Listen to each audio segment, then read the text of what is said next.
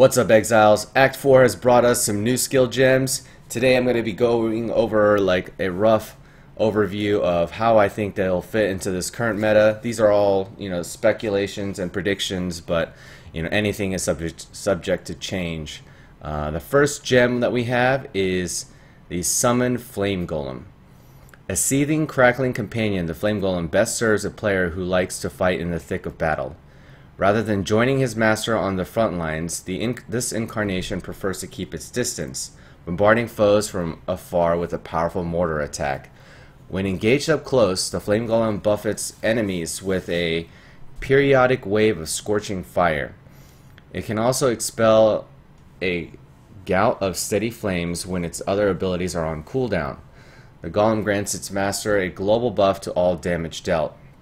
And if we look at this, we can see that there's a 30% increased minion maximum life, and a Golem grants 15% increased damage. So this is global damage, kind of like I'm guessing an aura that he would have. I'm surprised that there's no AoE. So maybe there is, it's not an aura. Maybe if he's out, you have the buff regardless, no matter how far he is or where he is on the map. As long as he's alive, I would assume that you get the 15% increased damage buff. This is huge. This is now another alternative for people, and it doesn't have any mana reservation. It's probably going to be pretty hard to keep this guy alive. I mean, you got to think of the things that exist in the game, like decoy totem, or just totems in general, anything that has alternate aggro. And they can't make those abilities completely useless and wipe them out of the game. So I would expect this guy to be definitely a nice side addition, but not very effective in a lot of different fights. He'll probably get the smackdown on a lot of bosses, but for your trash clearing, I think this minion will provide a much needed tool. Golems grant 15% increased damage. Could this be used with the summoner? The thing I feel with summoners is they're already very well polished with the tools that they have. They don't really have any gem slots available to add more stuff. It's already really tight. So maybe we can see something like this on an unset ring, but we'll see how the mob's HP is. Notice it's a strength int. Those are pretty easily attainable. The strength will be the harder part as a summoner, but I'm excited to see what this guy has in his arsenal, and he can also be augmented by that new unique staff we'll talk about later in a later video. Alright, so we're moving on to the Summon Ice Golem. A glistening frigid companion, the Ice Golem best serves agile characters with high mobility. It is a blur on the battlefield, whirling through the packs of enemies, charging to and fro.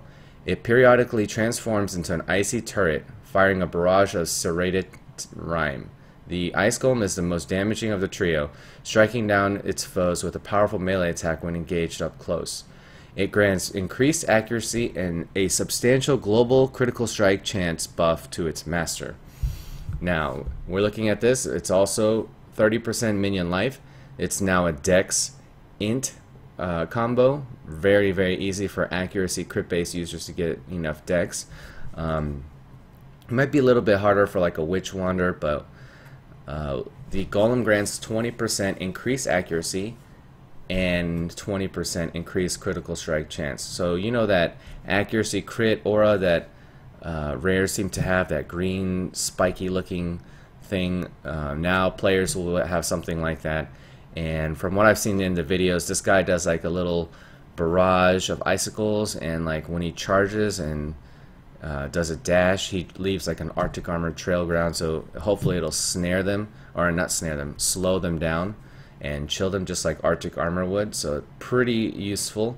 I definitely think this is something you're gonna struggle to keep alive. Same thing with the Fire Golem. But is this a minion for the summoner? I think absolutely not. Giving critical strike to minions. Minions already have a base crit chance very low. Zombies, SRS, all that stuff. The accuracy, this is for a crit-based, attack-based user, and I don't see it being used with anything else. Moving along, we have the Chaos Golem. A hulking armored companion, the Chaos Golem best serves characters who are valuable who values survivability over offense. So we're saying this is a hardcore pet. These crystals contain a powerful chaotic energy that periodically envelops the incarnation, damaging everything nearby. It can also focus its energy into a beam, blasting a line of advancing foes. Or blasting a line of advancing foes, sorry about that, in close quarters. The Chaos Golem uses its bulk to pummel enemies. It grants physical damage reduction to its master. And we see that the Chaos Golem has 30% maximum life and 3% additional physical damage reduction. Now, I will say 3% additional physical damage reduction, that's probably a flat, like slightly under the endurance charge.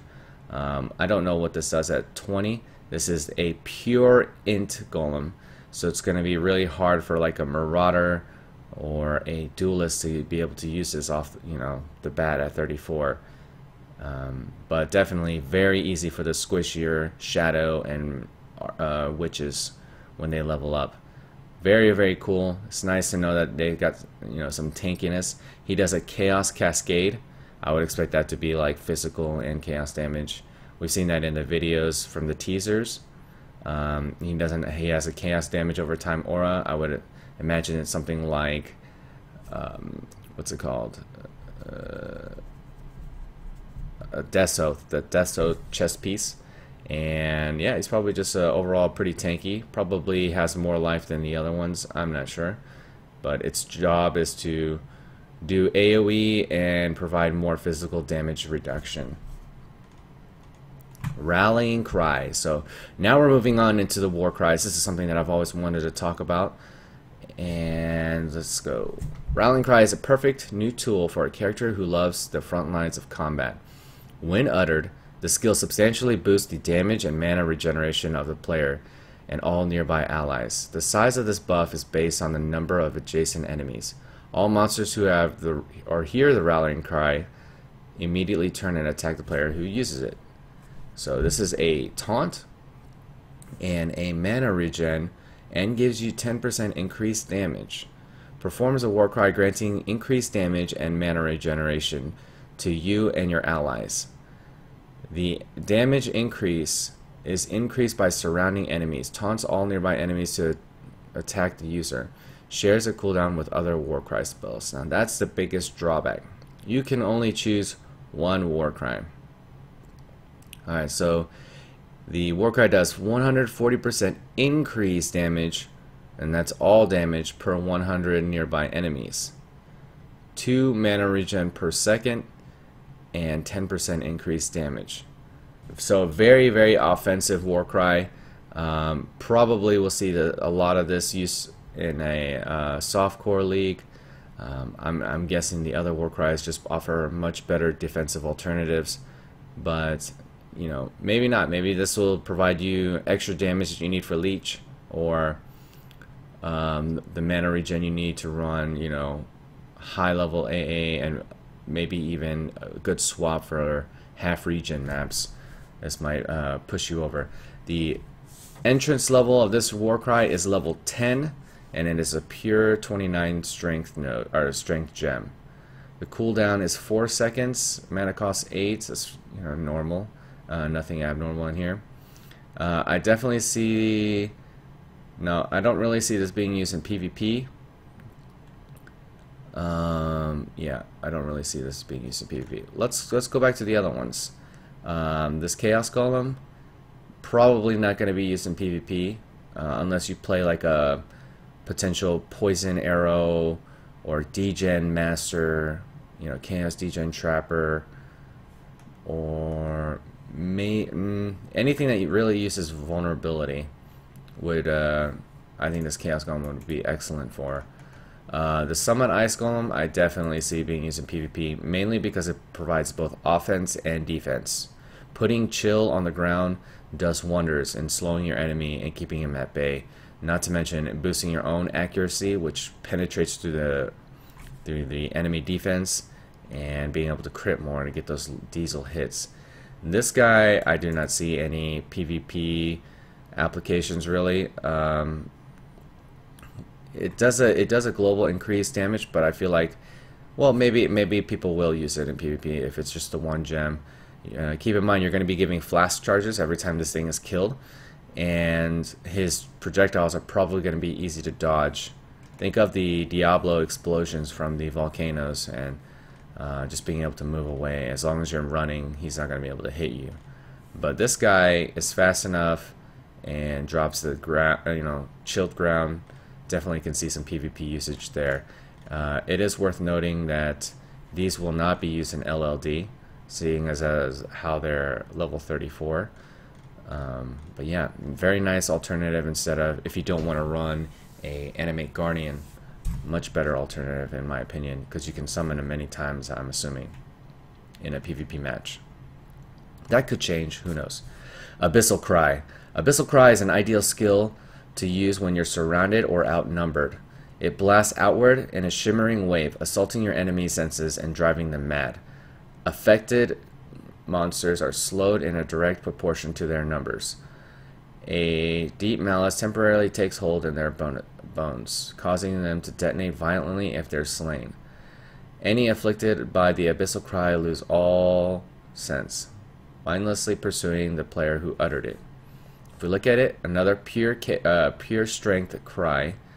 So I'm guessing all these are, yeah, they're pure strength. They want this to be like the thing of the Marauder or the two-handed or the, very, very easy high strength builds. It's not to say you can't run them on other builds, but I get the direction. In early game, you're definitely going to struggle to get that strength. Abyssal Cry is a 26 mana cost. It's very, very high compared to Rallying Cry. The cooldown is 4 seconds.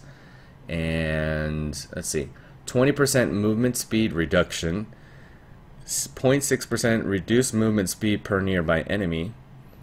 Explosion deals chaos damage equal to 8% of the monster's maximum life. Now this one I don't see being used that often.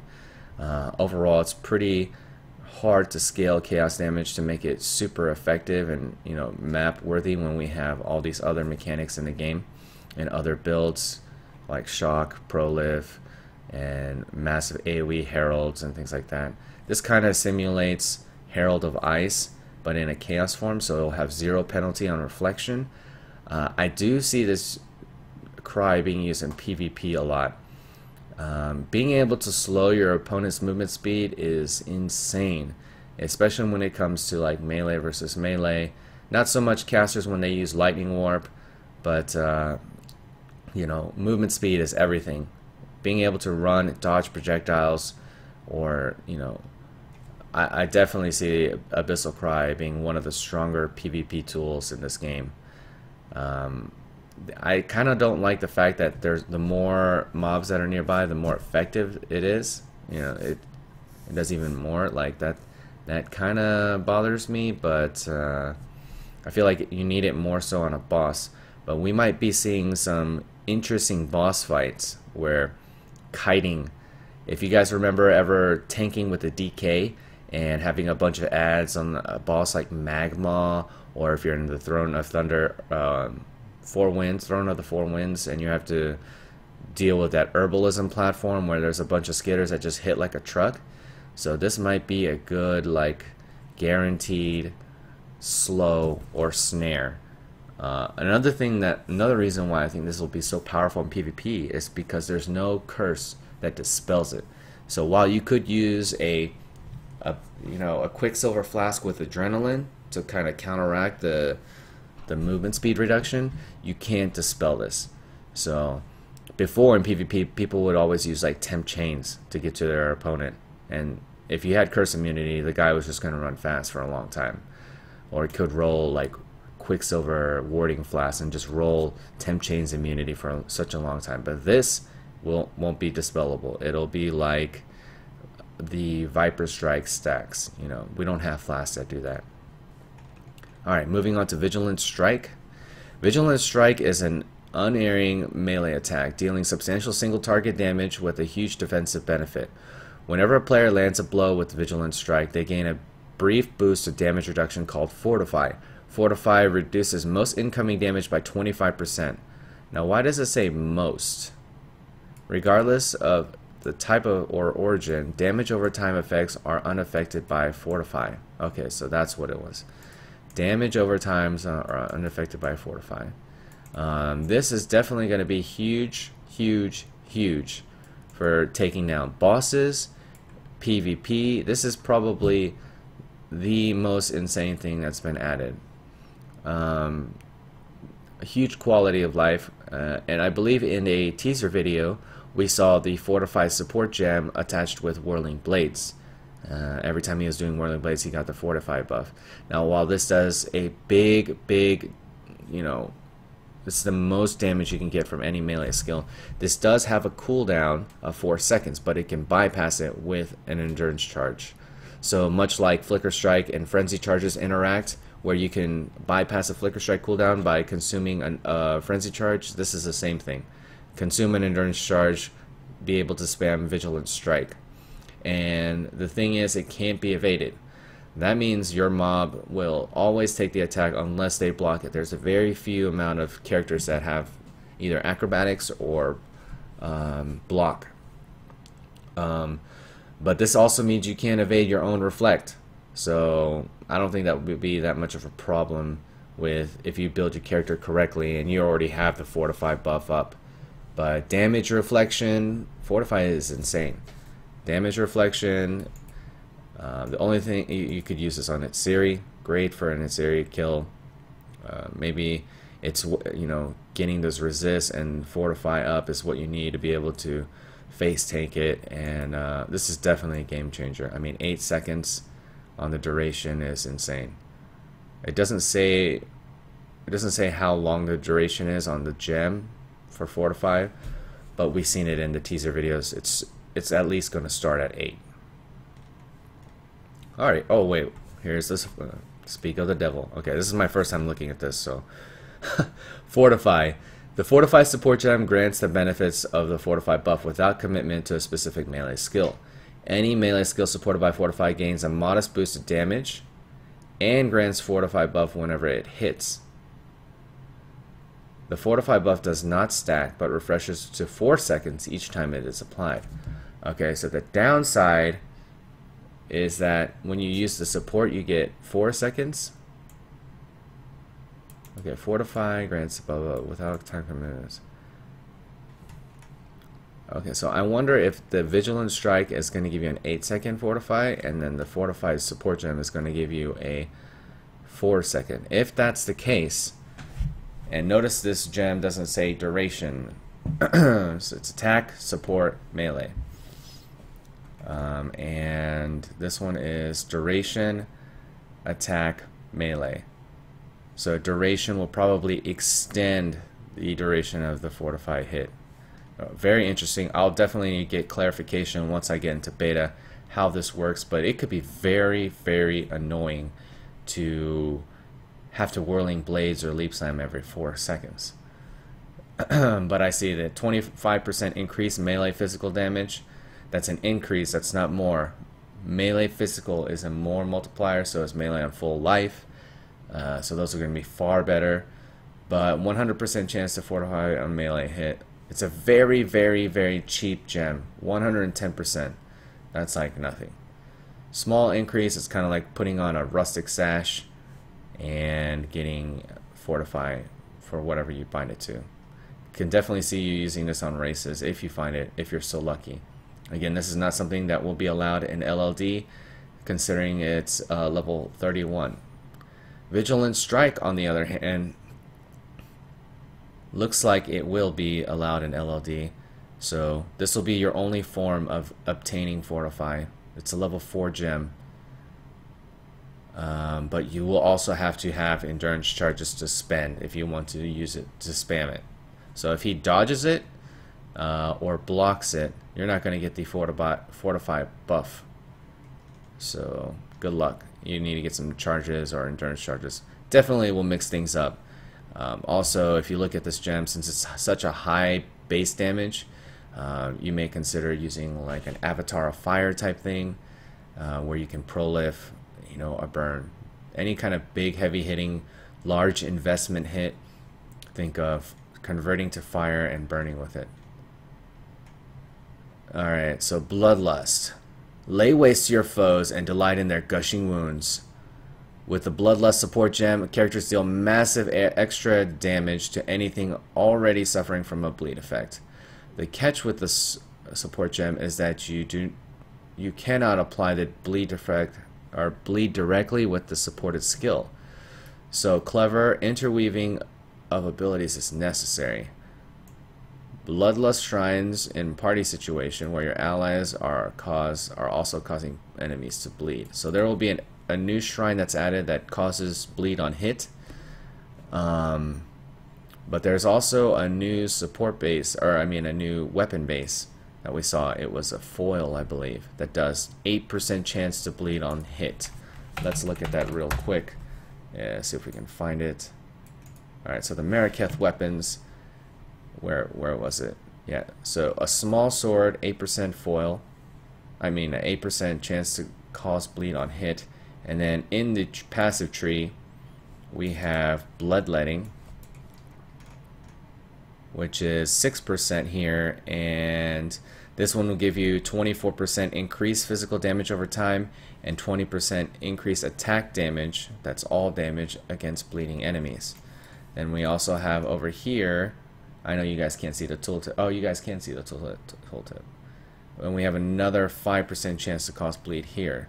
So this could offer some interesting combinations and synergies if you can manage to, navigate the tree efficiently and use maybe something that's pretty heavy hitting if possible.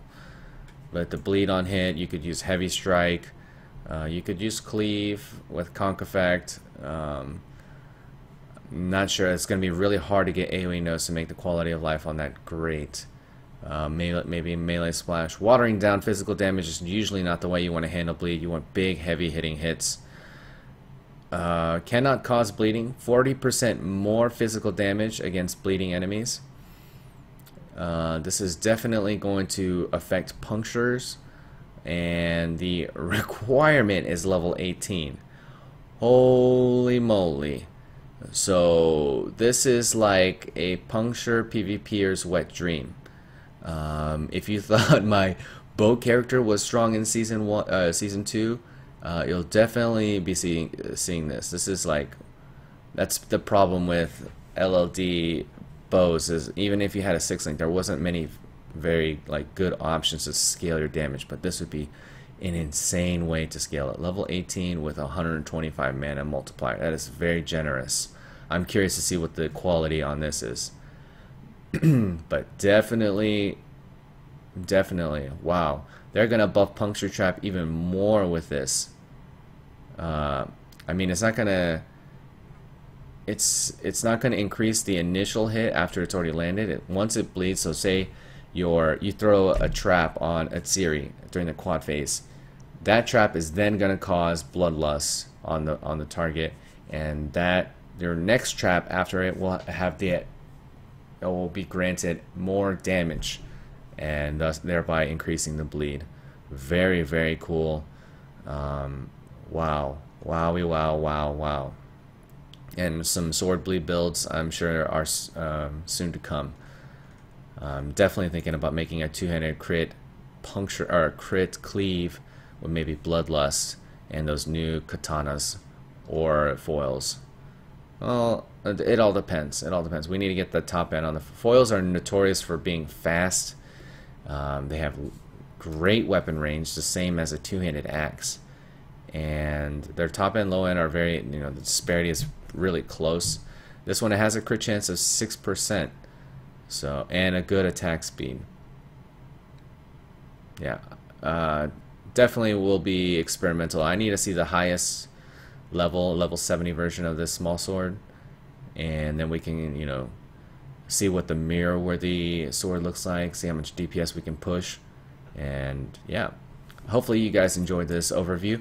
Unfortunately, there's still 5 skills still to be announced. I don't know if those will be added in the closed beta. They said that they might reserve, other skills to be tested later. But thank you guys for tuning in. I'm excited. I hope you're excited. PvP and PvE, definitely going to see a big mix with the addition of all these. As far as summoners go, I think summoners are in a great spot, and I don't really see them utilizing this and supporting it, you know, because everything that they need is kind of necessary, unless they manage to get some really good gear and manage to put these in unset rings. Maybe we'll see a meta shift, a market shift for more unsets. Now that everybody knows that you can get a damage increase, holy crap, give me those unset and start alking them. That's probably something that we'll be able to predict. Thank you guys for tuning in. I'll see you guys later. Hit that follow and hit that subscribe and like button. Appreciate it. Peace out.